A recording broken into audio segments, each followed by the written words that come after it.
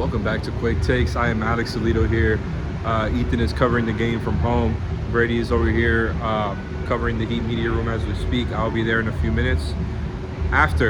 Here at the Abyss Kaseya Center, after a big home win for the Miami Heat over the Orlando Magic, and just doing it in a very, very just dominant fashion. And I think the way they did it was actually a very sustainable formula. It wasn't one where, they hit a ton of threes and that was the reason they won, even though they did get their shooters back tonight in Tyler Hero and Duncan Robinson, returning from, Tyler's headache last game, which was a weird late scratch, and Duncan with the concussion he was dealing with.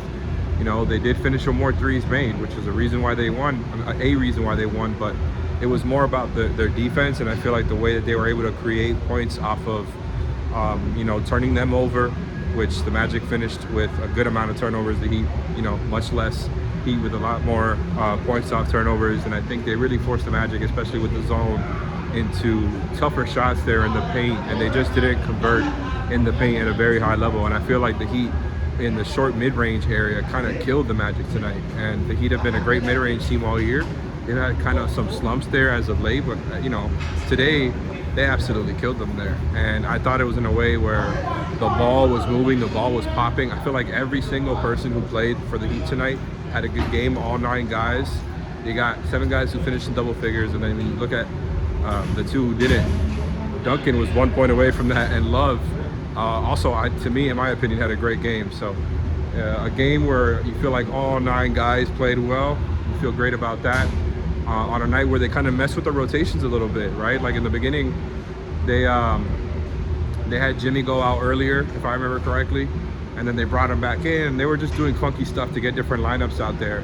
I think they're trying to figure out like the Bam with no Jimmy lineups, and I think there was some progress made, especially when you talk about their comfort in the zone. It's been a huge trend as of late, and the Magic are a team who I feel like if you're the Heat, you're not afraid that they're going to kill you with a bunch of corner threes, and that was just the case. Some of these other teams that they lost to, playing a lot of zone, are teams who can really kill you from there.